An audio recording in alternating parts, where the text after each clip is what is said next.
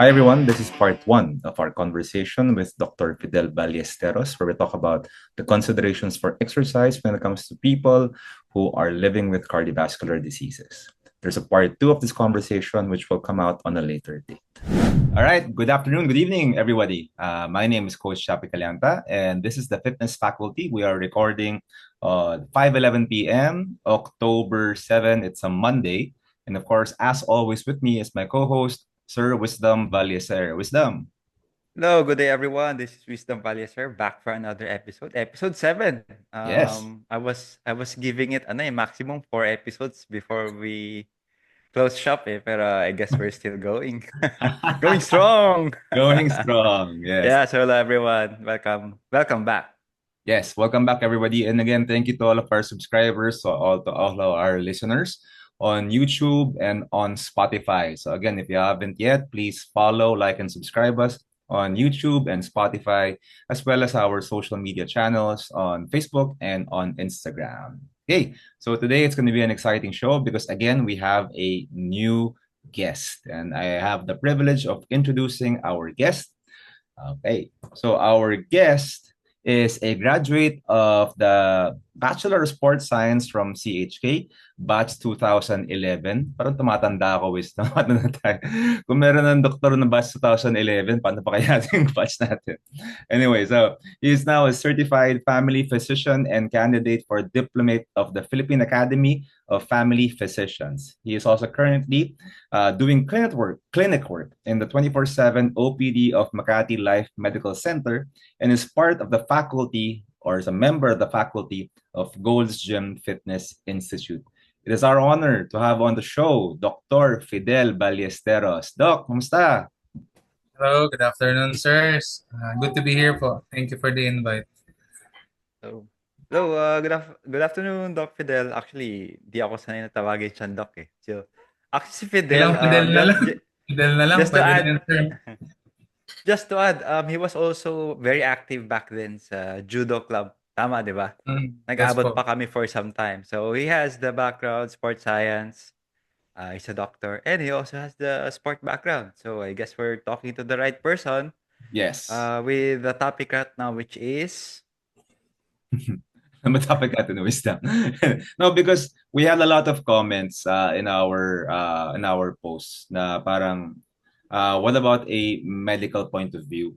And specifically, what about a medical point of view when it comes to specialized, or I guess the term would be for people with certain conditions and managing certain conditions.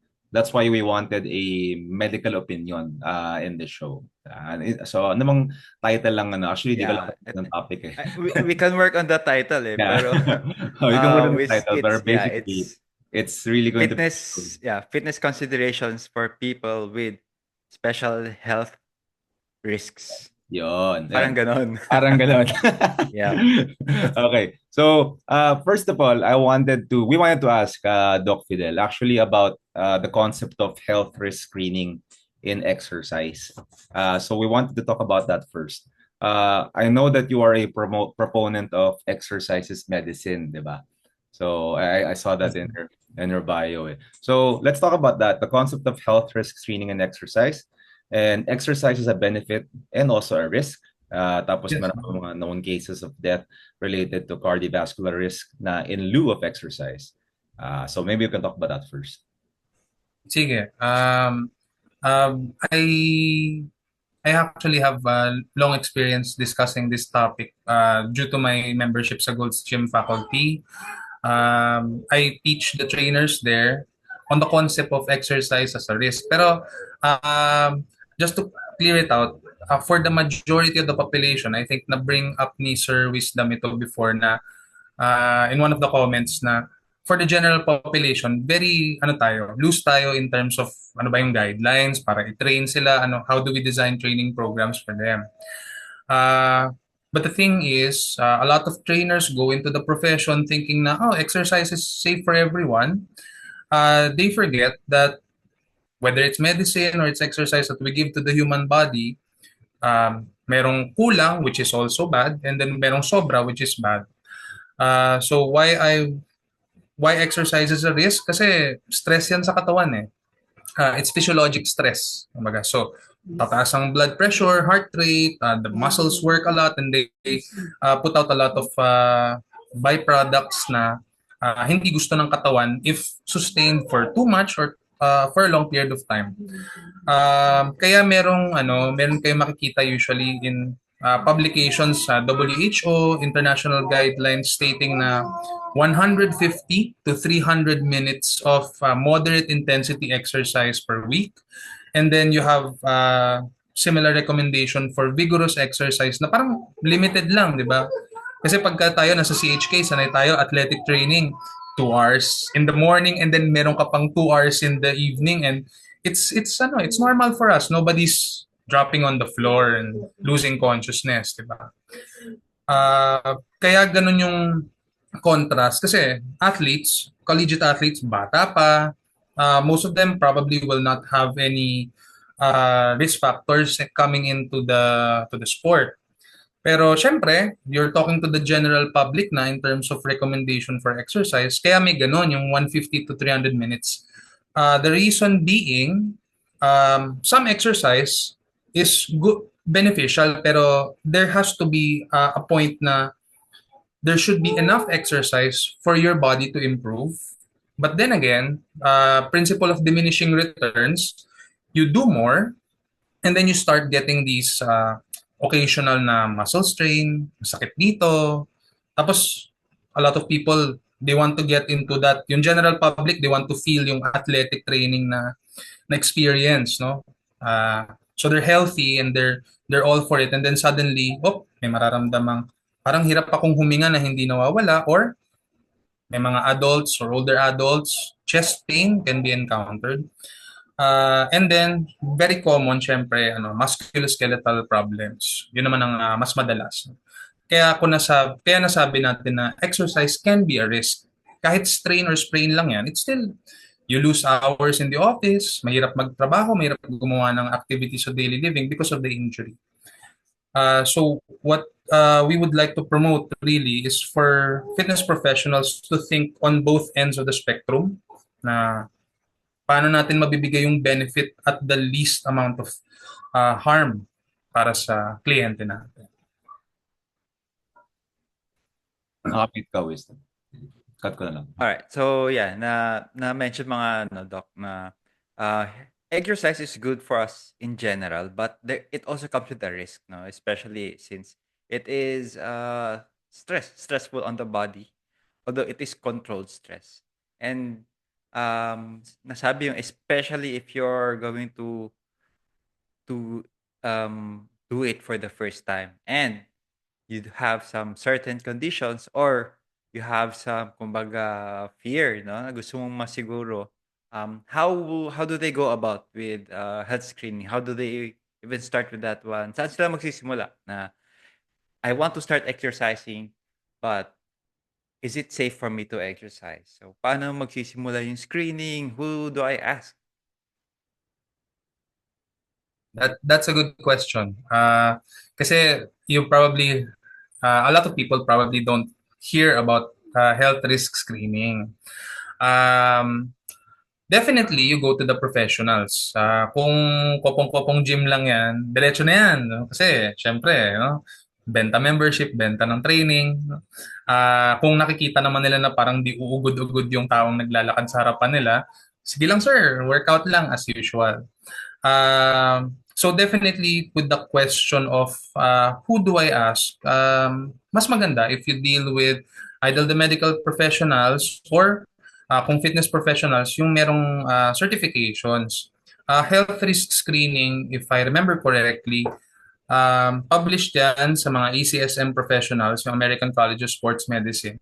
Pero sa mga nagsacertify with other organizations, American Council on Exercise has that, yung chapter on health risk screening. Pati NSCA, I think, they show table ng ito yung mga possible risks, and then how do you categorize people na low risk ba tong tao na to? Moderate risk ba yung tao na to? And then high risk. And then when we're talking about risk, ang pinaka-concern talaga natin really is cardiovascular events. If I may share a slide, okay, okay lang ba yun? Pwede ba yun sa atin? First time natin magkakaroon ng visual aids, wisdom. Okay. Kasi it helps. Medyo ano kasi para siguro for those who want to take note of this. Okay. Sige, kita ba ng screen sharing? Yep.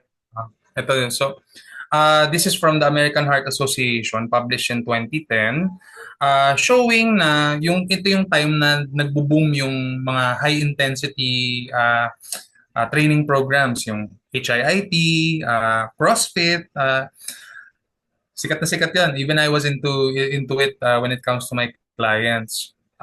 They mentioned from multiple studies na when you have sedentary individuals, meaning wala talagang previous exercise experience or they sit around the whole day for more than 2 hours a day. Ito yung mga office workers natin, 9 to 5 nagtatrabaho tapos walang time for exercise. If you bring them into vigorous exercise, so when we say vigorous, nasa almost maximal yung effort in terms of RPE or VO2. We measure that naman as professionals. There is actually a risk of sudden cardiac death. Myocardial infarction is yung bara sa puso o heart attack. And pinaka-common, syempre, is musculoskeletal injury. Then we have those people who are already with the disease. No? Simpleng hypertension or pwedeng meron na silang bara sa puso pero never pang full na bara, yung heart attack talaga. Subject them to that intensity and then you incur these, ang taas nga 16.9 times to 10 times. So what we want for people is to get into exercise and stay into exercising. Pero syempre, if they encounter this experience, kahit musculoskeletal injury lang yan, then mapapaisip sila. Just to give more examples on why this is important, I think familiar to sa bodybuilding community. I'm not saying naman na bodybuilding lang yung involved dito kasi we have actually an athlete here.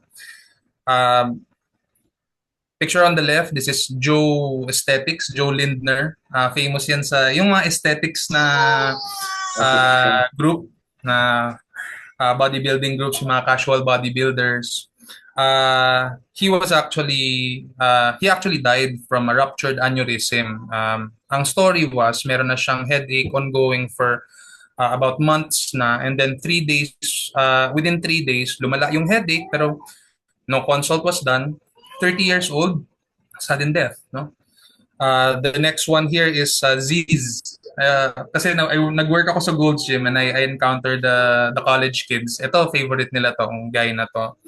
Meron na pala siyang previously diagnosed na congenital heart defect na parang may butas sa puso.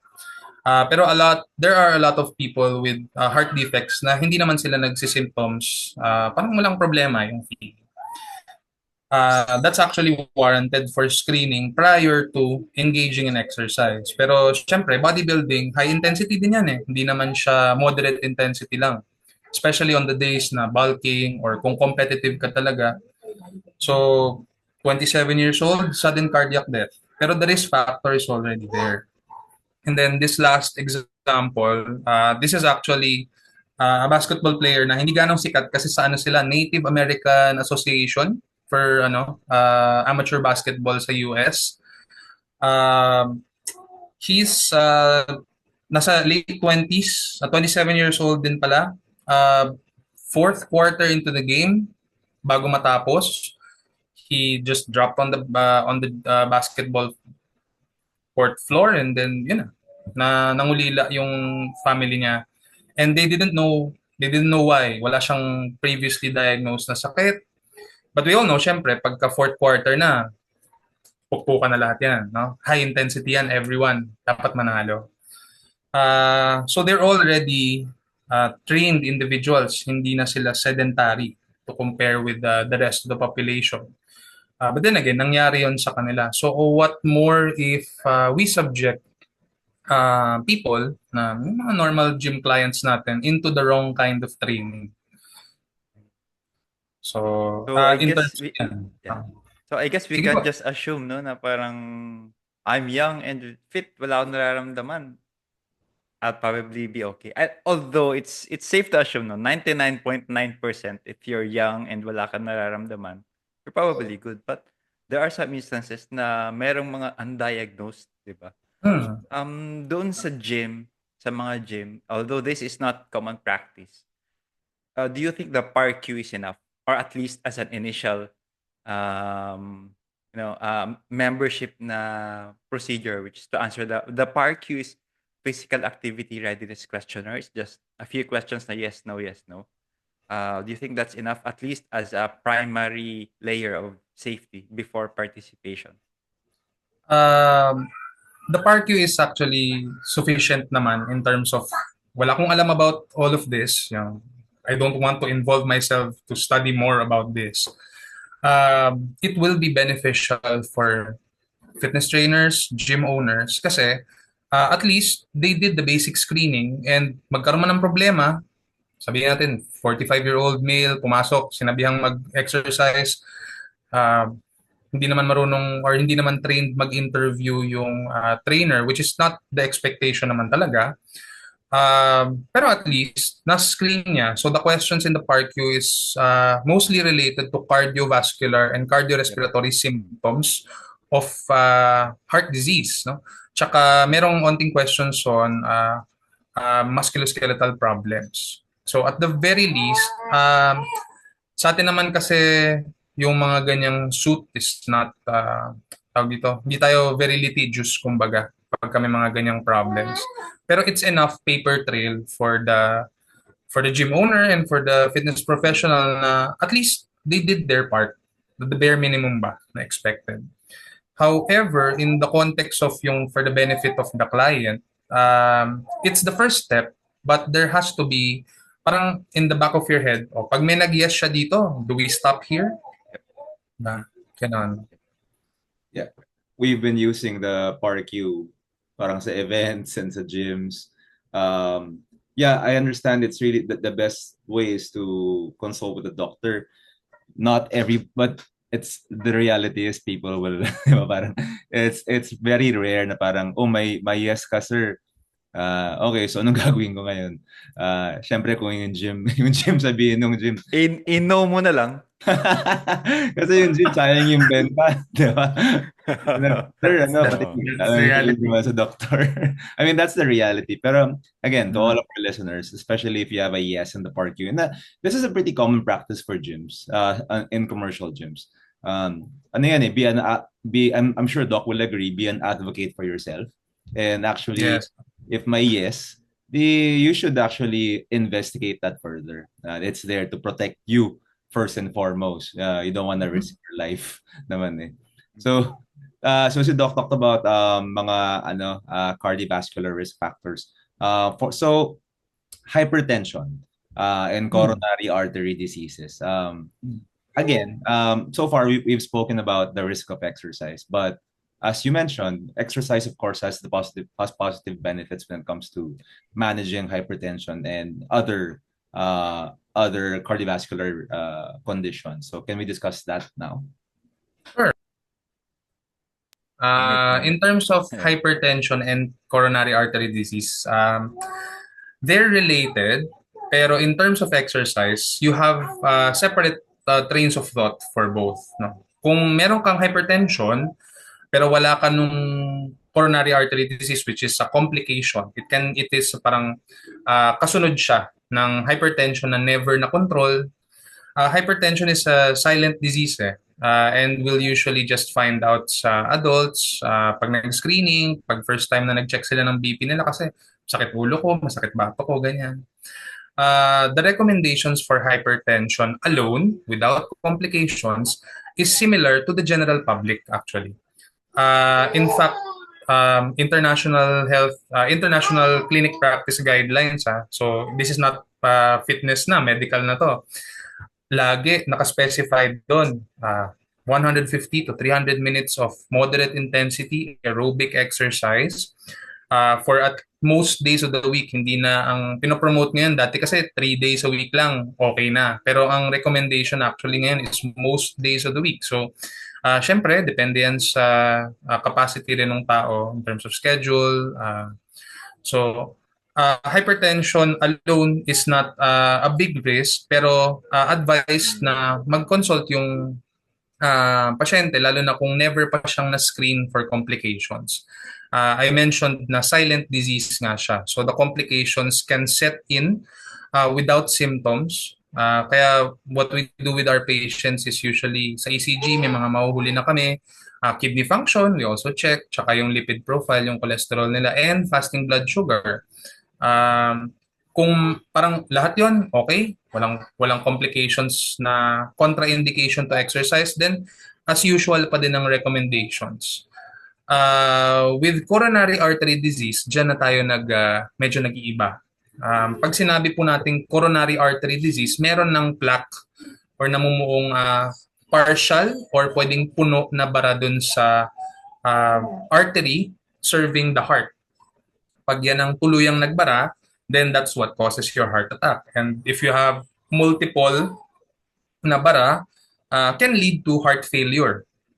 So yung spectrum of diseases na yon, sa simula pa lang, pagka coronary artery disease, usually makakatch yan pagka nagre-reklamo na sila ng chest pain, lasting for about 10 minutes, tapos nakadiin, and then pag nagpahinga, mawawala.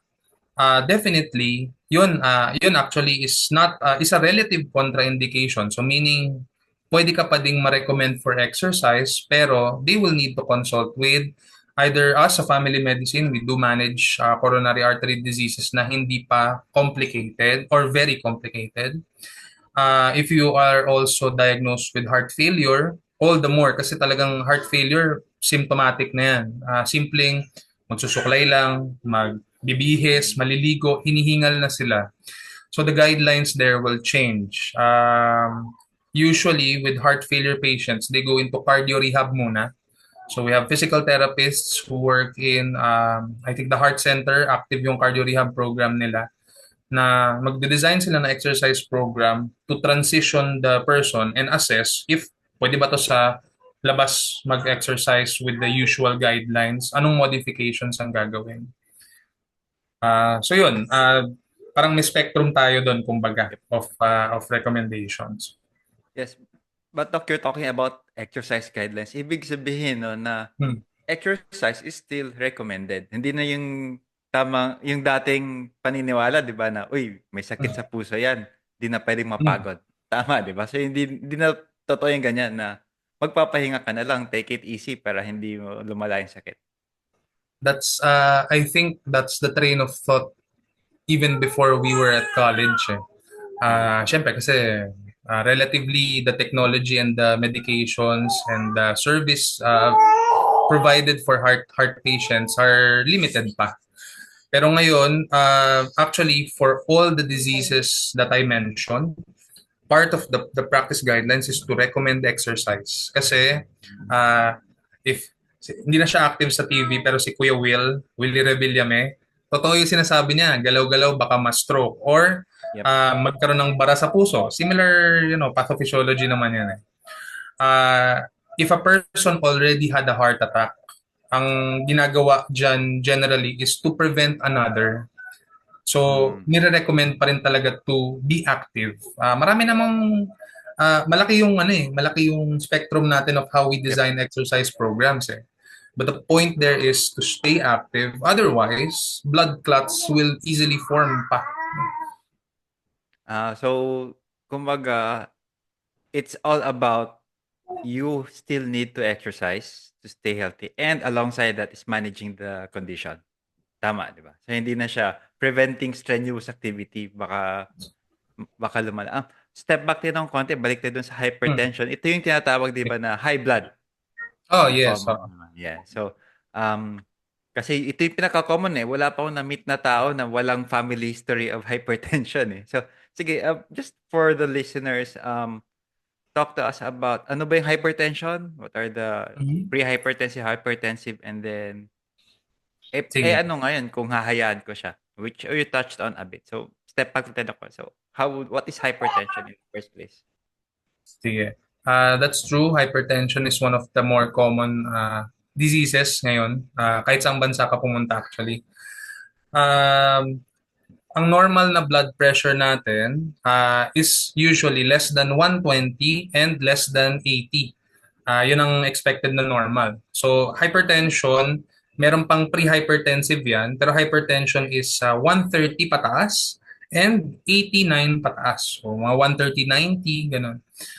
That's where we call it na ano. And usually, blood pressure will need to be monitored several times first bago namin masabing hypertensive na.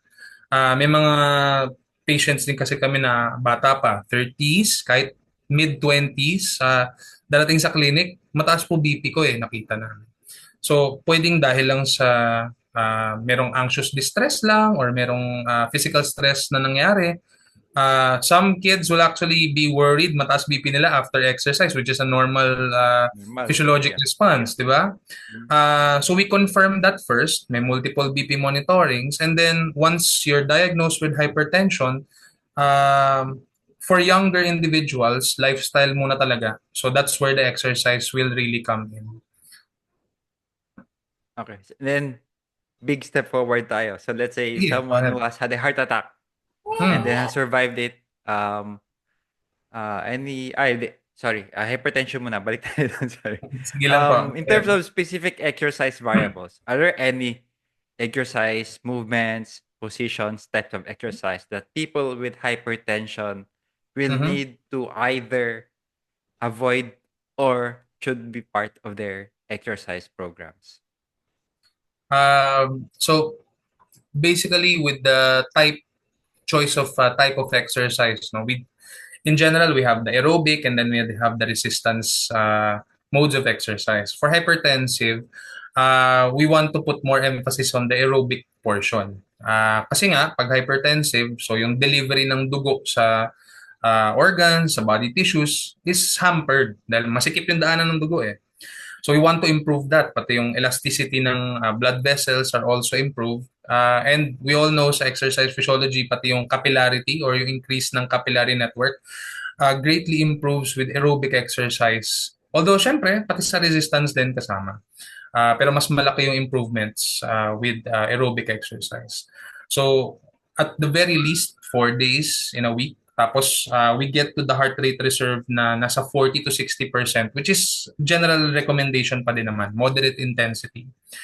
Adequate warm-up and cool-down as usual. And then, yung resistance training, hindi siya talaga totally tatanggalin. But when we design resistance training programs for hypertensives, lalo na kung sedentary, let's step back on the bodybuilding muna and more into the muscle endurance development. So yung rep range natin ng mga nasa 12 to 20, yung load natin nasa mga 50 to 60% of your 1 RM is will be sufficient. Interesting. Actually, this is very personal to me, Wisdom, kasi earlier this year I was diagnosed with early onset, although early onset hypertension. But prior to that, I was also diagnosed with anxiety disorder, generalized anxiety disorder. That's why the doctors don't really know if my hypertension is being caused by the GAD or the other way around. But suffice it to say, I'm on maintenance and wala naman nangyaring masama. But yun, so thank you, Doc, because at least it reinforced what I'm doing. And this is coming from me who, I mean, I can honestly say I'm relatively healthy and fit. But if it can happen to me, that's what the doctor said. It's Yeah, hereditary. ikaw yung example nung sinasabi kanina na you Yeah. can't just assume, di ba, na Yes, healthy ka exactly. talaga. And for me, what happened was it was an acute hypertensive moment when I was in the hospital, and then I had to walk myself into the ER, and then the ER doctor said, "Oh, 180 over 110 ka na."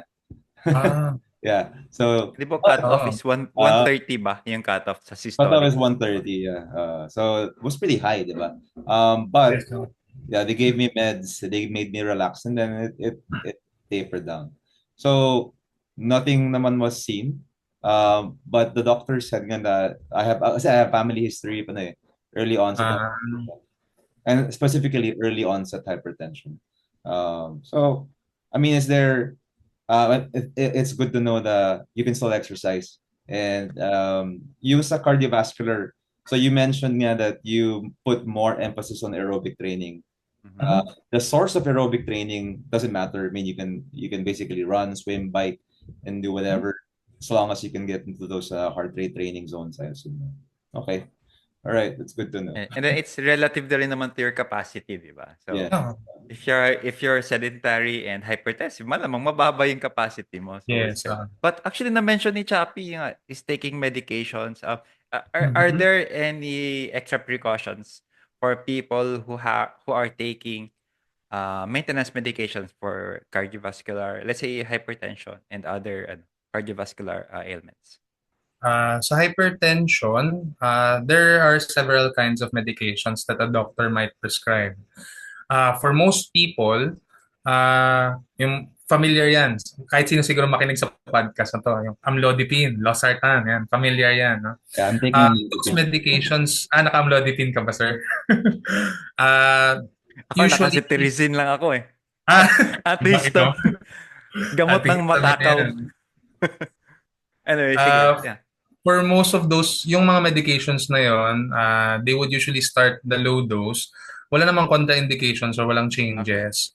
However, there will be hypertensives and usually meron na rin silang ibang complications na bibigyan sila ng either pampaihi, what we call diuretics, and some na merong cardiac condition sabihin sa'yo hypertensive pero meron pala on the history na meron na kasing small na bara, they might be given beta blockers, what we call, yun yung pampabagal ng tibok ng Baba. puso. In terms of exercise contraindications, technically wala naman. They just have to be watchful. Exercise kasi will raise heart rate eh. Oo nga eh. Kasi kunyari, bulog So, ka, pababa yung oo, heart rate mo, blood pressure, pero mag-exercise ka. okay lang yun. Mahirapan Exercise ka lang. kasi, the response is transient. Oo. Uh, Okay. Kalat yung effect eh. So pagka naramdaman ng katawan Mm, mo na, oh, I'm exercising already and blood flow in this area is a little less, mag-ano pa rin tayo, mag-adaptation pa din tayo. So eventually in the long run, magkakatulungan yung gamot plus the exercise. Pero, so beta blockers, not really a specific issue.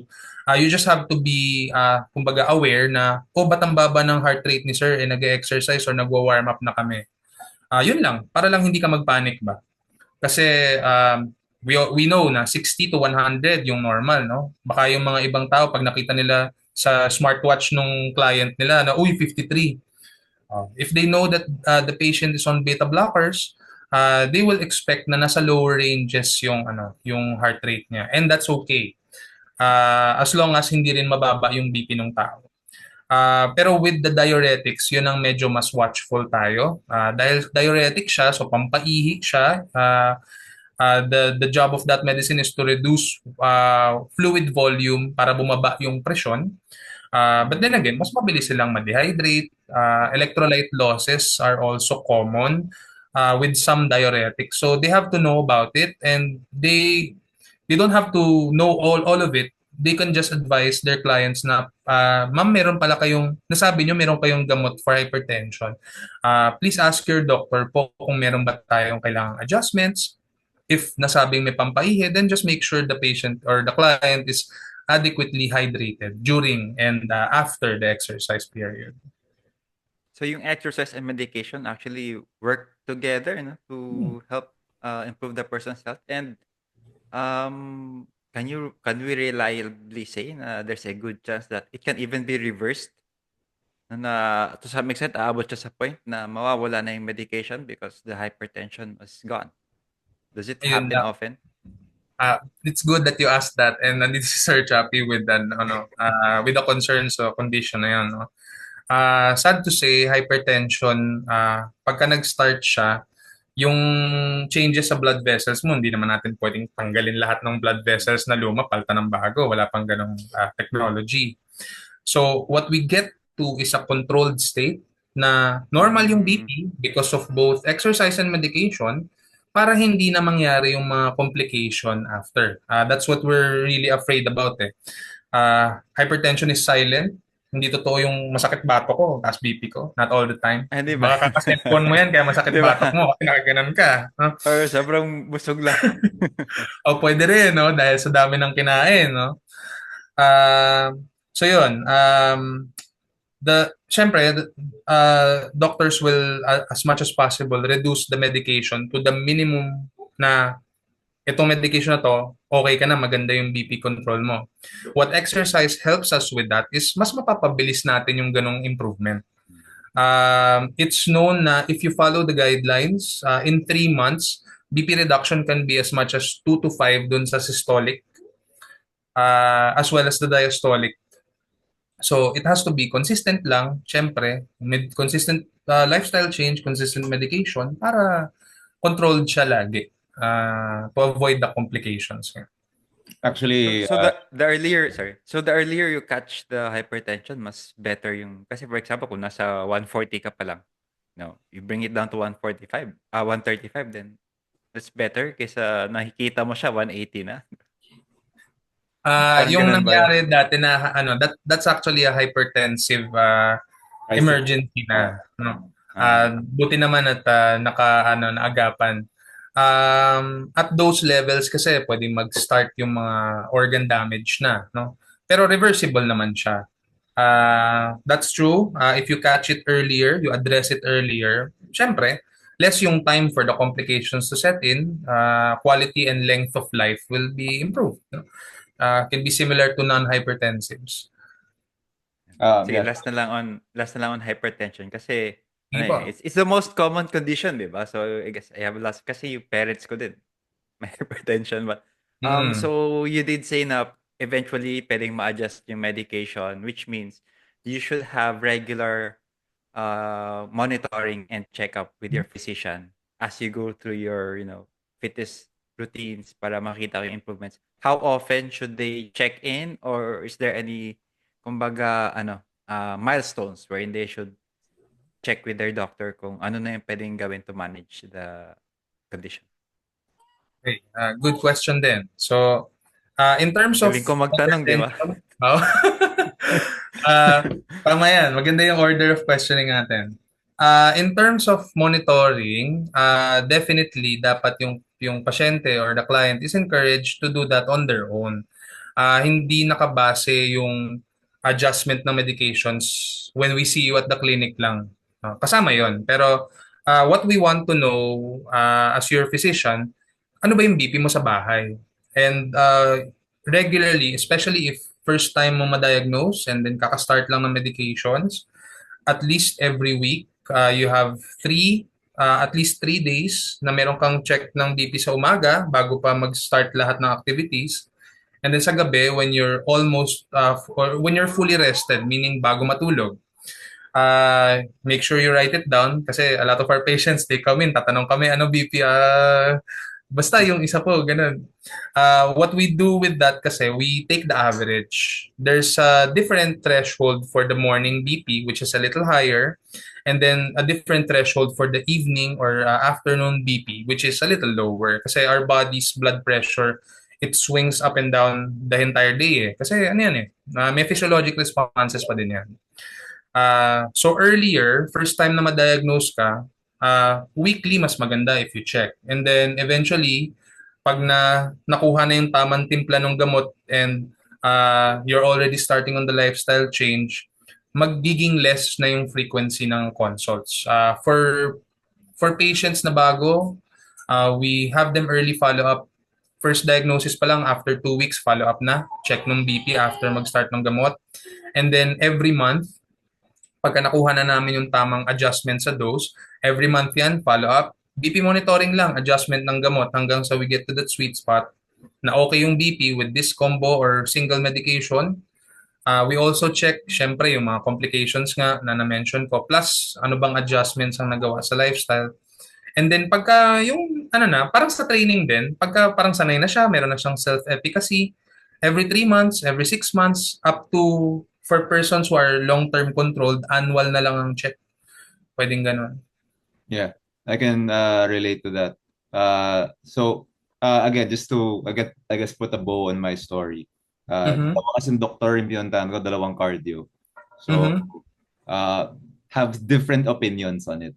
Because one doctor thinks that it's just caused by my anxiety, while the Mm-hmm. other doctor is the one who actually diagnosed me with hypertension. Mm-hmm. I'm currently on 5 milligrams with I think it's a pretty low dose of amlodipine. Yeah. Oh. So talagang maintenance lang. But I just wanted to share na when I exercise, that's when actually I feel the best. Na parang, kasi ano yun eh. I'm not sure if it has to do with my anxiety or the fact na nakatulong nga siya sa BP. At this point, I don't really know. And parang, as long as I'm functioning properly, I guess. Kasi I'm also on medication sa anxiety. So, dalawa yung, ano siya, dalawang maintenance. But naka-encounter ka ng ganun, Doc? Yung parang, kasi nowadays, I'm not sure Mm-hmm. if it's within your scope, pero yung the psychological risk factors are basically psychological Mm. psychological conditions like Yes. Oh. anxiety. Um, may nagmamask ba na parang nagkakaroon sila ng cardiovascular symptoms because of it? Have you encountered some of something similar? In fact, it's within our scope too. Ayun. Pag family medicine, we're onto the biomedical, we also address yung mga psychosocial issues and we do primary care counseling as well. Anxiety is a risk factor for developing hypertension and it can worsen hypertension. Pwedeng ang na-mention ng isang cardio mo, parang secondary hypertension siya. Hindi siya primary na talagang on its own hypertension.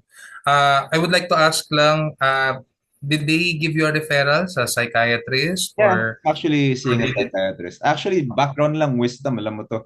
This started when we lost the championship ng, sa Lasal. Oh, honestly, Mm-mm. game 3, I started feeling symptoms of cardiovascular, Mm-mm. parang, yun nga sabi mo, masakit yung batok, pero di naman kasama talaga yun. Pero Mm-mm. parang stress-related, Yes, I guess, na mga, and then, during that time, we had a convention the very next day. Yun yung stress mm-mm. wisdom na 2023. So, it was a very stressful time. And then parang nag-ride lang ako all throughout the month, feeling weird. And then yun, nangyari na yung parang hypertensive moment during that time. But yeah, I'm now seeing a psychiatrist. Okay. So that's good. In your case, that's important kasi they go hand in hand eh. You cannot treat it's the entire body is involved. Hindi naman yan ginagamot lang natin to sakit na to and then gagawin din natin Yep. tong sakit na to and then bahala na kung sino mauna mag-improve. So that's good. At least na-coordinate yung care. Exercise will help with both, definitely. At least sa behavioral, ano naman, on the side of the anxiety, part of the recommendations then for managing anxious distress, tsaka depression even, is also exercise. Pero provided na, so ibig sabihin hindi to blanket recommendation. Some people, especially those who are sedentary, they might feel anxious when they're in the gym. In your case, sir, you're heavily in the athletics ano na. So this is your comfort zone. Exactly. So siguro if we have we've encountered I think nung residency training ko may mga patients kami na may anxiety disorder and then are being treated with hypertension. It takes a long time bago sila ma-convince with the lifestyle changes. So you really have to just slow small steps. They can start with just trying out activities that they like. Kasi yun ang important sa exercise. I mean, we talk about these guidelines and these recommendations, FITT. Pero pag hindi naman gagawin yan ng tao, walang saysay yung science na yun. So on the behavior side, it's important to counsel them on exercise as well, which we also do. We try to see ano bang feeling nila na ito magiging reward sa akin to pero I don't like exercise because of this. And then may mga roadblocks na nangyayari na that stop them or tell them na oh, wag ka na mag-exercise. So we try to go through that during counseling and then eventually on their own they will decide. So, malaking bonus yung sa'yo, sir, na nasa fitness ka na eh. Yeah. So, sa easy step na yan, madali na yan. Comfort zone mo na siya. So Correct. tuloy mo lang yun, makakatulong yan pareho. Yeah, salamat. And also, I guess, wanted to encourage anybody who's listening na like Mhm. me or similar to what I'm feeling na anxiety or anything na related to psychosocial and psychological disorders, get yourself checked. Laking bagay. Consult somebody and actually helped me a lot. So I'm a walking testimonial as a functioning human being, I guess, na ganun, with somebody with anxiety. Wisdom, we Like, talked of- ano, Coach Chappie, that's very brave of you to say. I think it's time din na hindi na ma-stigmatize yung mga ganyan, di ba? yeah, Kasi dapat dati, naman talaga. kinakahiya eh. But, it's a normal part of life eh. May mga taon talaga may karamdaman na ganyan, di ba? Yeah, it's better to talk about it than to hold Yeah. it in. Yep. That's always been my policy. But you talked about yung sa heart attack naman. So Yes, somebody who survived, thank God, the Yep. heart attack. What Mhm. would be the next steps when it comes to prescribing physical activity? Definitely, for sure, pag nagka-heart attack yan, na-refer na or nakita na ng cardiologist yan, um, the next step really is habang nasa hospital pa, they get enrolled into a cardio rehab program. So, ito, pag nalaman natin na, nagkaroon ng heart attack, merong heart failure, tapos tayo ang first na nag-encounter when it comes to discussion on exercise, hold muna tayo. They have to consult with their cardiologist so that they get referred to cardio rehab. Para siyang PT, pero sa PT kasi mostly neuromuscular problems, speech pathologies, mga ganon. Pero sa cardio rehab, exercise programming din ang ginagawa nila. They actually use the Borg scale, I think, or the RPE when it comes to designing their programs for the patients. Habang naka-admit pa lang, ideally, so kakabigay pa lang ng mga pampalabnaw, pantunaw ng bara, or in the case of some na nagka-heart attack na PCI, yung merong ano siya, catheter intervention siya na tatanggalin yung bara. In simple terms, sasalaksakin talaga nila hanggang mawala yung bara para magkaroon ng daanan ulit. Or those who had bypass, yung surgery na papaltan yung blocked artery with a graft, they have to be referred to a cardio rehab program to take the first steps. Evaluation, syempre, ano ba ang current physical capacity? And then may mga tests silang ginagawa like treadmill stress tests. Yung exercise program will be very light. It's something that will bore a lot of people. Passive exercises lang, mobilization lang yan lahat. But the thing there is, the risk, yung na-mention ko kanina, na magkaroon ng pangalawang bara or sudden cardiac death, that's minimized. So, if ever to the fitness professionals listening, definitely pag kami ganyan, ask them to go to their cardio first and inquire about a cardio rehab program. Kung hindi man sila na-enroll kagad, because I think in the country, the enrollment rate is still low. Nasa 43% lang daw according to Philippine Heart Center.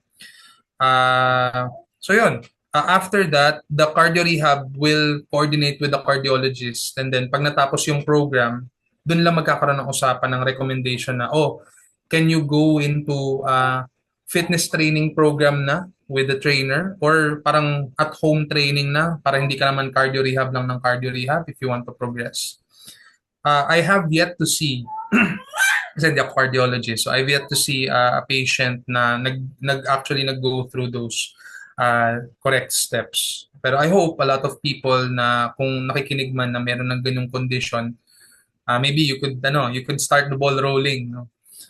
Available siya in the large centers, Philippine Heart Center, St. Luke's, Makati Med. Onti lang ang cardio rehab programs sa atin, sad to say. But I hope it's going to be a little more, kumbaga, mas marinig natin sila, and they can, coordinating work with them could be something of a norm in the future. No? Is it because of yung sabi mo konti lang? It's not because we cannot accommodate, or is it because people just don't really follow through with it? What's the cause? Maraming factors dun sa, actually may recent lang akong binasa na study from a Filipino doctor na dun sa PHC cardio rehab. Multiple factors yan. Syempre kasama yung sa doctor side, some doctors they forget to refer. Other patients are advised pero kinakabahan. So, syempre may psychosocial, ano yan, na-heart attack ka eh. Parang ayaw mong gumalaw. Mm. Still, di ba kahit updated na tayo sa science, the thinking is, pag na-heart attack ka na, pahinga na. Yan ang lagi sasabihin sa'yo ng mga relatives mo. Tigil mo na yan. Kahit yung simpleng pag-chores lang sa bahay, tigil na. So, merong patient factors, merong accessibility factors kasi nga hindi lahat ng centers, medical centers have that service. And then there are doctor factors. So all of that has to improve. Syempre, on our side, the doctor side, we try to educate our patients as much as possible. Get to the root of the bakit ba ayaw, bakit hindi gustong subukan, ano yung mga fears nila or misconceptions nila. And then hopefully, the patients will enroll din naman eventually. So yun, there's a lot of work to be done actually then on that end. That's it for part 1 of our conversation with Dr. Fidel Ballesteros. Part 2 will come out on a later date where we'll talk about considerations for people living with diabetes and obesity. See you guys then.